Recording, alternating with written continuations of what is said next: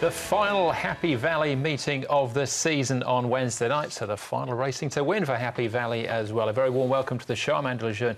Good to have your company. I'm joined here in the studio by our form analyst Paul Lally and race caller Brett Davis as well, Brett. And really good card to bring the curtain down. 3 smart sprints to finish the season at the Valley. There's going to be a lot of excitement there, Andrew, no doubt, with an 8-race card on offer. Rail will be back into the true position, the A course. There'll be a massive crowd in attendance, and there'll be some exciting racing, obviously, with the curtain coming down for the current season at the Valley, that is. And obviously the battle between Joe and Zach will continue, which will draw a lot of interest. Yeah, we'll come back to that in a second. It was an amazing day on Sunday, Paul, and a big TT went off. What have we got on Wednesday night? We've got a TT 300,000, so a little bit, not as much as the 10-odd million that we had on Sunday, but there's still a little bit in the pool there for the final day, and the fireworks will continue on and off the track, as you mentioned, with the jockeys, and obviously there's a bit of a display at the end of the night as well, end of season. Yeah, absolutely. We'll have a look at the footage in a second, Brett, but just extraordinary. Joe rode the first 2, Zach comes back, rides the next 2, 4 apiece on the weekend. Yeah, we've sort of been discussing of late, you know, sort of highlights for the season. I think the weekend's racing was one of those real highlights within sort of the, you know, a handful of the best days we've had. Just blow for blow between the two of them. When Joe went out and set the standard, winning the first 2, you know, I mean, a great lot of, you know, mental toughness from Zach Burton to be able to come out and ride the next 2. Even though he's on the favourites, he's still got to go out there and do it. And then from there, seesawing, and it's just been fantastic to watch the 2 of them. And hopefully it continues there on Wednesday night. We want the other jockeys to have a bit of fun too, but it is exciting. 19 races to go till the end of the season. But let's start the show by looking back on the weekend's action with our racing review. The big race on the day. It was a handicap, it was a Class 2, but it was packed with quality, and they lowered a course record that had been set in a Group 1 race, incredibly, by this horse's big brother in Time Warp. This is Glorious Forever. Yeah, it was a fantastic win, and we spoke about Joe having 4 winners, as did Zach. Joe had 4 seconds too, and he did everything possible here to try and get the upper hand tactically over Zach, but Glorious Forever, the horse, he just had too many revs, didn't he? He is a serious thoroughbred. He's got some serious horsepower, Paul. You know, he's not outstanding to look at. He's sort of built like Sebastian Coe a little bit, really, isn't he? Sort of the horse that runs all day, and he obviously ran pretty much all day too, but he's going to be one that's worth watching next season with what he's done so far. Yeah, really exciting. We mentioned if he does come up against his brother as well, but a sibling rivalry amongst other things. But look, he's done everything right. And by one account, Zach Burton said he's an easier horse to ride. Yeah, and the tactical side of things there, Andrew, he showed another string to his bow with that little bit of tacticals battle from Insatiable early, a bit of cat and mouse, as I mentioned in the call. So he doesn't have to lead, he can sit in and take a bit of cover. I think preferably he'd like to get into a bit of rhythm. Andrew Hawkins put out on Twitter a fascinating look at the 2 track records being beaten Time Warp on a split screen. They went much harder down the back in the Gold Cup with Time Warp. Glorious Forever's final split was a second and a half faster than Time Warp's in that Group 1. Yeah. Extraordinary performance. Good turn of foot at the end, which is a really good... Actually, the next second and third actually beat the old track record as well. Yeah, so it was a pretty good run. Old General Sherman's going OK, isn't he? He broke 2 minutes for 2,000 metres. Well, naturally, he got a bit of a hit for that. 8 points, so still 96, not quite in triple figures yet. Patch Baby was a big winner. Another one for Zach Burton, in actual fact. And Pakistan Friends, massive off, $17. He won't be that price for a while again. No, I couldn't believe he won, to be honest. Obviously, was a pretty exciting day for many reasons, as we've already mentioned, and that was another one. Those colours, obviously winning on debut, and the way that he did win. Just incredible to see that he's obviously full of talent, but has no idea what is actually going on. So he's just going to get better and better. Yeah, he's like Pakistan Star when he won, he was $16. Now he was $17. So they came in similar type things. They both got quirks. He gets his head up. He's looked like he's gasping for air, or just doesn't know what's going on. Once he does learn what's going on, look out. We saw what that trial, when we heard from Tommy as well, like he was all over the place but making ground, and then Tommy said he is a horse that, you know, can run. He's got a bit of a knack of finding a decent one, Kerm, hasn't he? He has indeed, yeah, and trained by Tony Cruz as well. Yeah. Of course. All right, those are the big winners on the weekend. We'll see if we can find you some more now with our horses to follow. First starter for you then, Paul, from the UK. Yeah, it's a horse called Simply Big. Frankie Law trains this particular horse. He's having his run here on the all-weather on debut. He had good form from the synthetic tracks over in the UK, and he was wide most of the way, and I thought he stuck on really nicely. He finished 6th in this particular race, but he wasn't too far away at the end, and I think his best work was right at the end. Once he settles in for next season, I think he'll be winning races, especially on the surface, and he wasn't far away from the third. Right, yeah, that was on the all-weather, of course, but back to the turf for you, Brett. Yeah, look, mine obviously ran a good race, but I'd had a couple of starts prior to this, and the first one was average. The next one was slightly better. Very much in the betting right throughout, about $8. I think, obviously, this is a pretty solid race. We've got some nice horses coming through to win. Cordyceps is there, and I just like the way King Opie just kept finding...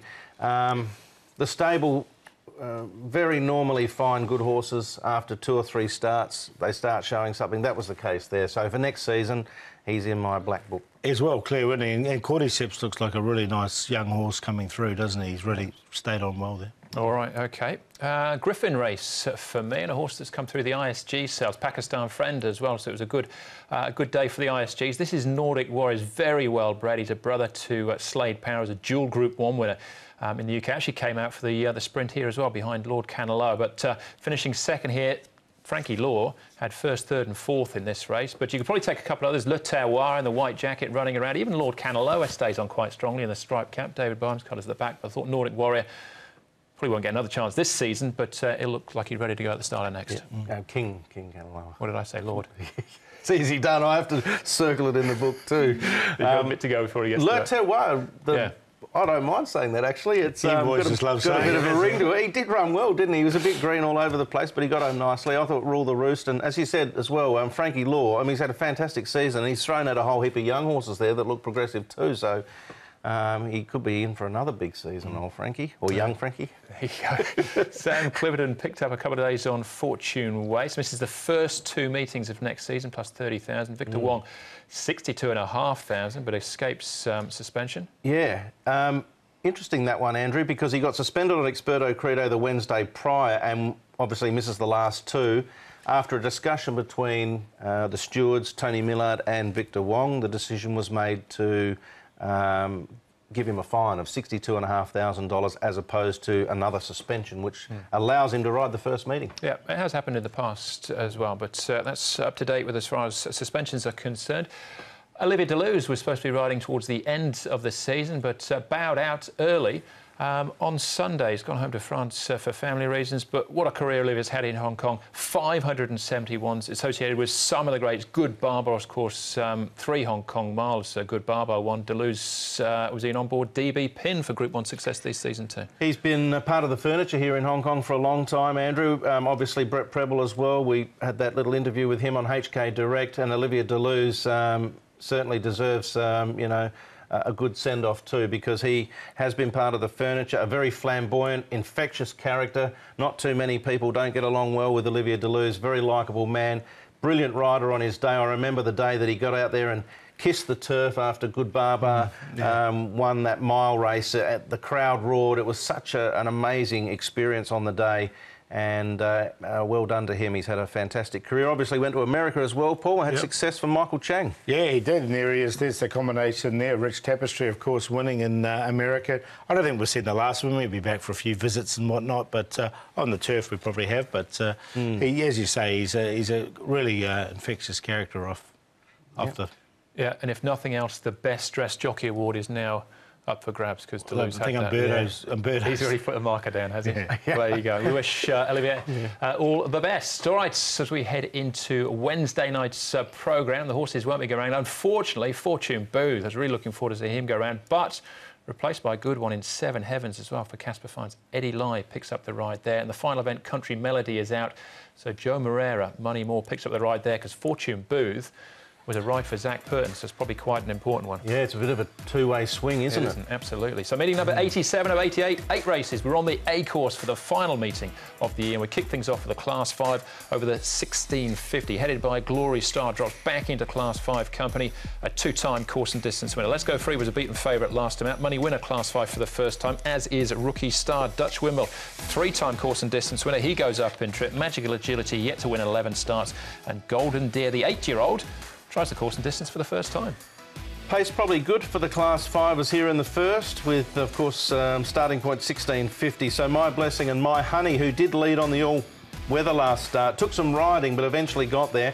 They could share it. Magic Agility, some chance. They're the 3 I would have thought, potentially, who might eye off the top spot. They don't normally dawdle in Class 5 too often. Here's Glory Star. He's a 3-time winner in the grade, 2-time, as Andrew mentioned, over the course and distance.